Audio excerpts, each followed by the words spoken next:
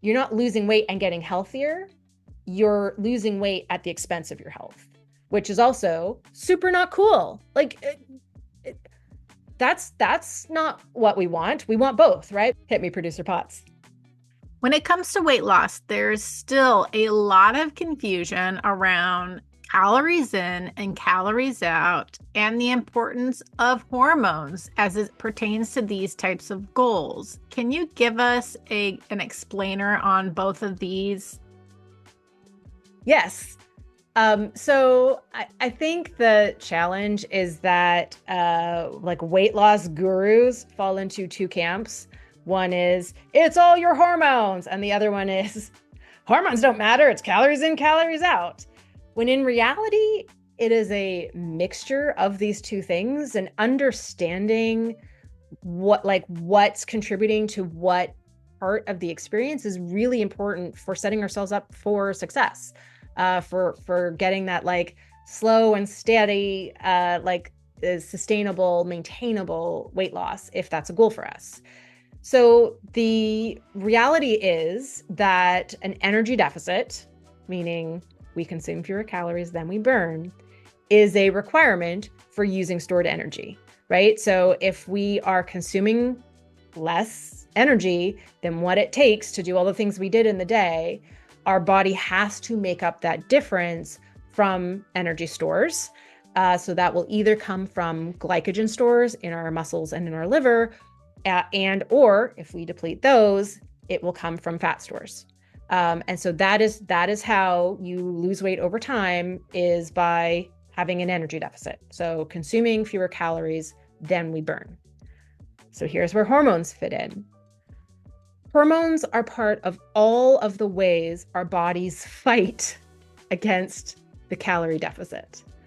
So our bodies don't like losing weight, right? That could mean there's a famine that eventually doesn't bode well for survival. And so our body have all of these different ways of tricking us into like not maintaining that energy deficit. So that falls into two different categories. So category one is metabolism. So when you have especially a larger energy deficit, and so this will be a bigger effect, the fewer calories you're consuming, our bodies reduce our metabolism. So we're going to reduce how many calories we're burning throughout the day. And that itself there's two different things going on there. So one is a drop in basal metabolic rate. So that is just how many calories you burn if you laid in bed all day. So that can go down a little bit. That's mediated through thyroid hormones. So your thyroid hormones decrease a little bit when you have a big energy deficit. But the actually like bigger effect here is a reduction in what's called non-exercise activity thermogenesis. So this is all of the calories we burn doing things that are not exercise. So literally just like walking to another part of the building to, get a beverage, or fidgeting, right? All of the little bits of activity that you do during the day, picking toys up off the floor, all of the type of activity that we do during the day burns calories, and our bodies will naturally do less of it when we're consuming less energy, when we have that higher caloric deficit. And you might even feel that. So you might not notice fidgeting less, but you might notice that you are more inclined to walk past the toy on the floor rather than pick it up, right? So you might actually notice like a change in motivation to do those like little light tasks that do burn energy throughout the day. You might, see like a drip down the cabinet front in the kitchen and go, I'll clean that later, rather than going and, grabbing some cleaner and a cloth and like wiping it up, right? So our bodies are like remarkable in our biological adaptations. So one way that our body fights weight loss is by reducing how much calories that we burn. And that reduction will be bigger the bigger our energy deficit. The other adaptation that we have to a caloric deficit that relates to hormones is an increase in the hunger hormone ghrelin. And so it just kind of like gradually goes up over time. And again, more so with a higher energy deficit. And what that means is that you get hungrier faster between meals and that you're less satiated, you're less full after a meal. So in reality, we have these two adaptations that are happening through hormones, through neurotransmitters, through thyroid hormone, through hunger hormones, satiety hormones, that are making it much, much harder to maintain a caloric deficit because it's making us hungrier. So it's really, really, it's getting harder and harder to control the calories in part of the equation while reducing the calories out part of the equation. Now, where that becomes like the yo-yo diet, where that becomes like an all diets fail type effect, is when you're combining those adaptations to that caloric deficit with restrictive mindsets when it comes to diet. So when you combine, I'm hungrier, I'm burning fewer calories, with because I have been restricting food, because I've cut out all of this group of foods, I feel deprived of all of my favorite foods. There's all of these things that I'm considered, bad, right? That I'm not allowed to eat. When we restrict foods, that increases food fixation, food obsession. It magnifies cravings. It makes us more susceptible to emotional eating. It actually increases our risk of disordered eating patterns as well. And what that does is add the drive to eat the foods that you've been restricting on top of increased hunger and lower metabolism. So now I'm really hungry, I'm burning fewer calories, I feel less motivated to do stuff. And now I also had a bad day and I'm way more susceptible to emotional eating. And now that susceptibility is going to play out. I've been craving this food that I've been restricting. That craving has been getting louder and louder. Now I also didn't get a good night's sleep, which increases appetite and cravings by itself. And now it's like too big, right? Now it's impossible to ignore. It's not a matter of willpower. Like this is the worst. No, there's so many worse things. This is one of many terrible things that diet culture has told us, is that the way to maintain this caloric deficit over time, to lose all the weight that you want to lose, is to just be disciplined and strong and have lots of willpower. It's not, right? It is these hormones that are making us hungrier and hungrier.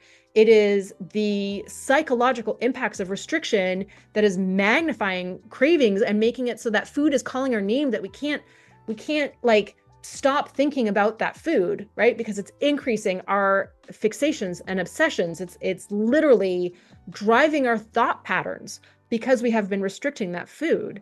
And what happens is eventually, even the most disciplined, strongest, most willpower-y of people can't anymore.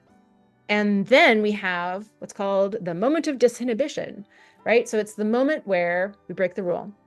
The emotional eating happened, right? Succumbed to the craving. We're also hungrier and we're burning fewer calories. And now I'm eating this thing that I have restricted.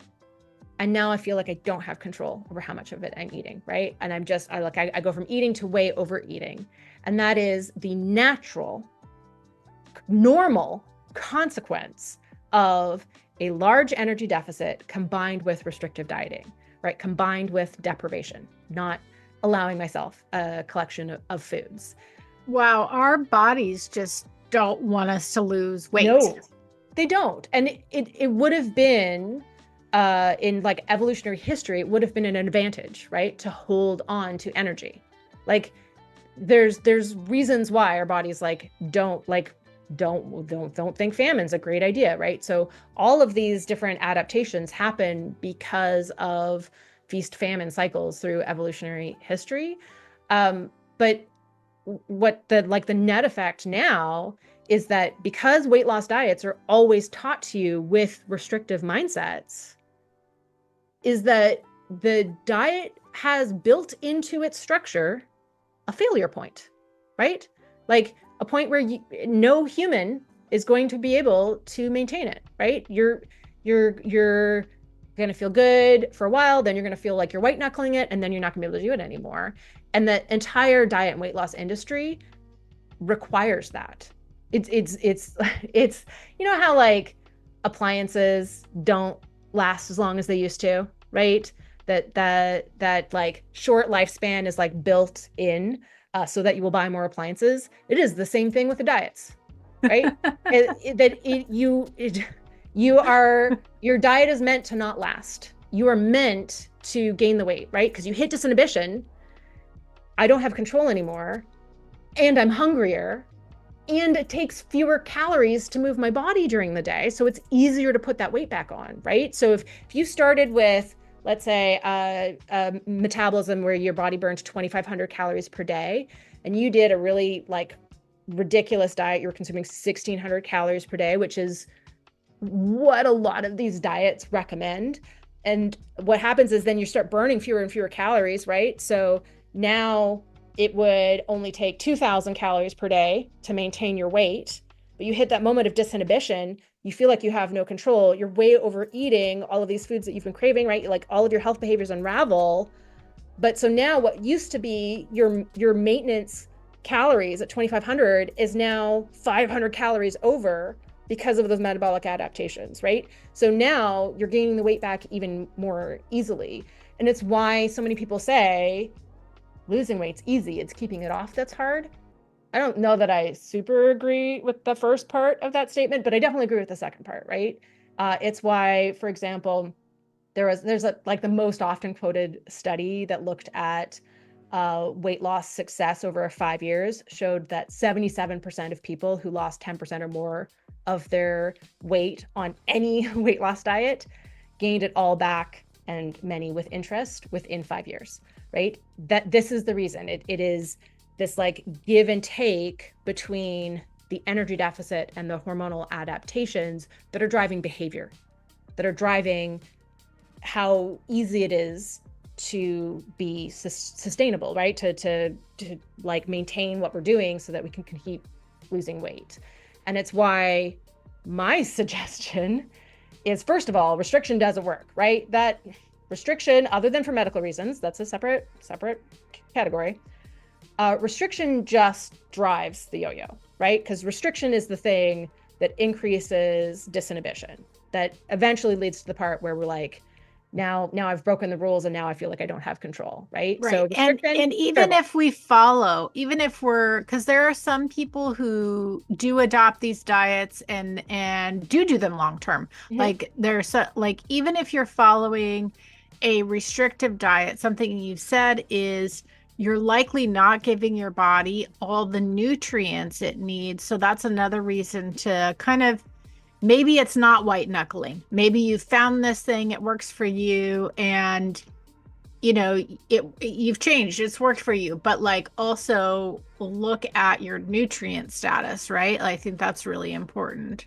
Yeah. So I think one of the things that you're alluding to here is that a lot of these weight loss centric diets don't improve long-term health outcomes. So they might reduce your weight, but because you're getting lower intake levels of certain essential nutrients, you're increasing your risk of some kind of health problem down the line. So Right, you're thank you. Yes, trading health that's what I for was weight saying. loss. Yeah. Yeah, So thank you.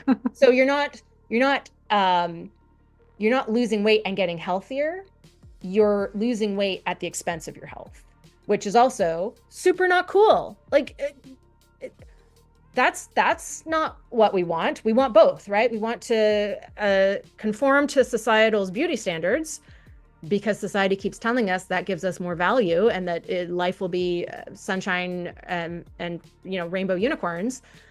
But we don't want to do that at the expense of our health, right? We also want to then feel good in a smaller body and have lots of energy and feel happy and like want to hike up big mountains, right? Like we want to not have cardiovascular disease on the other side of it, or cancer, right? Like we want both the health and the weight loss, and society and diet culture tells us that if you just lose the weight, all of the health things will happen, and that's not true. Most of the time, it's sacrificing health for weight loss, which also helps to contribute to like the non-sustainability of weight loss centered dietary approaches.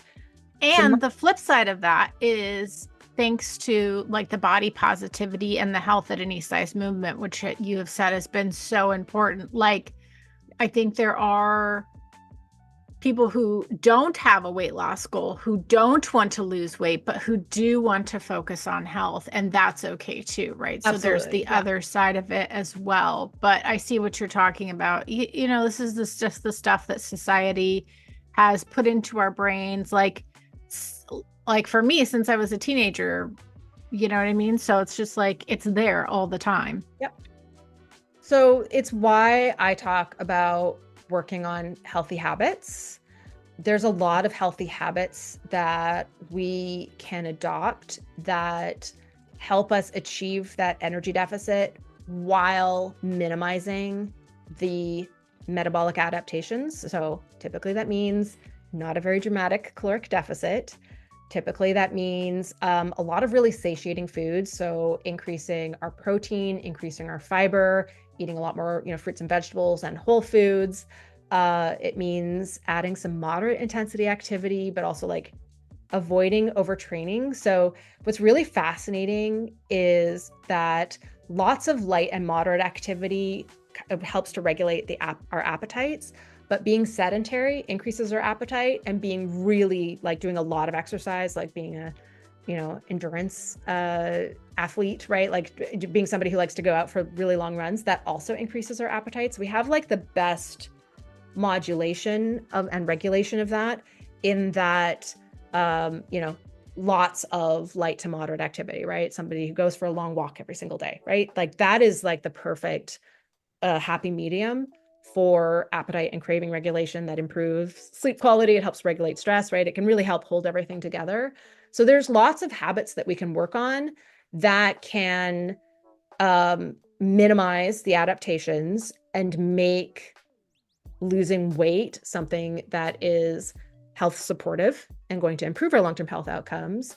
Slow and steady wins the race here, absolutely. So by minimizing those metabolic adaptations, we're not having that moment where like the hunger's too much. And by adopting a permissive approach, making room for all foods so that we're still enjoying our quality of life foods that give us joy, that helps to like take away that moment of disinhibition where we lose control. And when we do all of that, like we can lose weight in a way that's easily maintained if that's a goal for you. But the other great thing is all of those things improve health at any size. So they're all like really health supportive habits that if losing weight is not a goal for you, cool, these are habits that are still worthwhile to form. And so because that's like a tricky communication, I put those like tips for like the habits to work on that help us to achieve a metabolically healthy body size. I put those in the appendices in my book, Nutrivore, so that they're outside of the main narrative. So the main narrative is weight inclusive, focused on health and not weight loss, but that it's still there because this is still an important conversation to have. And weight loss is still a goal for a lot of people. And I'm not here to tell you what goals to have. I'm here to give you the information to support you achieving your goals. And so that's why that information is in the book, but it's also relegated to the appendices. I love that so much that you thought about that when writing the book, that it was important to include it, but you included it in a way that someone could skip it altogether, which I think is so great that you did that.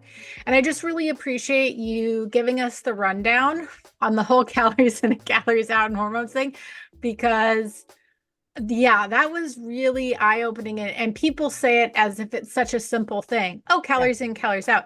And like it's a lot more complex than that and does include our hormones. So it's both of them, which I think is really important. I just realized we totally didn't even talk about the insulin model of obesity in the hormone conversation. Just know that that's bunk. That's the part you need to know is that well, we're here. Like, give us a quick explainer, because now just give us the quick and dirty on the insulin model of obesity, because I do think a lot of us still think that way. Yeah. Whether subconsciously or not. Low carb diets popularity from the 90s. So the idea is that because insulin is important for getting energy into cells and is a really important, it's actually a important like hunger hormone, modulating hunger and satiety as well. And it's an interesting hormone because it also can help our body sort of understand how much stored energy we have. So the idea is that if you don't have insulin, you can't store fat, which is it's just not true. Professor Kevin Hall has done the definitive studies testing low carb and ketogenic diets with calorie matched balanced macronutrient diets for weight loss and showed that there's no metabolic advantage to a low carb or ketogenic diet, and that actually you have better preservation of lean mass through weight loss with a balanced macronutrient diet. And that's because insulin does so much more in our bodies that's not related to shuttling glucose into cells or stimulating like lipogenesis. Insulin also affects thyroid hormone, affects muscle protein synthesis and how easy it is to get amino acids into our body, affects cognition, affects bone health. And so we don't want insulin resistance, right? We don't want type 2 diabetes.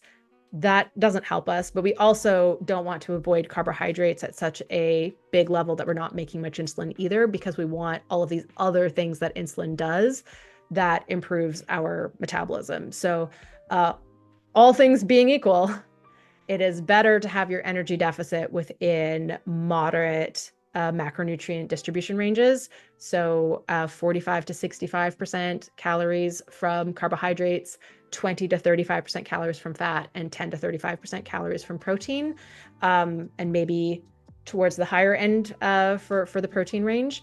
That is what best supports loss of fat rather than loss of muscle. Loss of muscle is why yo-yo dieting increases health risks. Yes. So plus those diets are restrictive, and so you have the restrictive mindset aspect of them. I love that. Thank you for doing that, because I feel like that needed to go in this Yeah. little chunk of information. Oh, by the way, there's this whole other hormone that people talk about that we just skipped over, but now we didn't. Yeah. So yay. Thank you so much. Where can you talked about the appendices of your book? What other information or tools do you have on Nutrivore for supporting those of us that do have weight loss goals? Is there some sort of like meal tracking or anything like that you have available? The best leading question ever.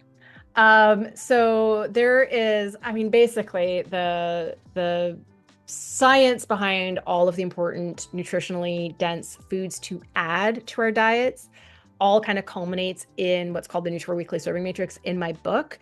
But if you would if a comprehensive book that explains the value of nutrients and how they can improve our individual health and what foods have them, if that is not interesting to you, you can go and just get the Nutrivore Weekly Serving Matrix as a digital resource off of my site. Either way, it is a formula for expediting the goal of getting all of the essential nutrients our bodies need from the foods we eat, so we have the most room for quality of life foods, so that we can be really intentional to incorporate those foods so that we make sure we're getting enough joy from our diet that we can stick to it. Really, really important for this conversation, right? So that permissive mindset. So it is so much math went into developing those serving guidelines, so much science being cited in the development of that. So it is a way of focusing food choices so that we are building those healthy habits that are really important for long-term health and can help to support weight loss goals, and doing so in such a way that creates as much room as possible for the foods that we want just because we want them, right? Just because they're joyful. So that is both included in my book or something you can get direct from my website if you would prefer just a pure digital resource. Thank you so much, Dr. Sarah. Thank you.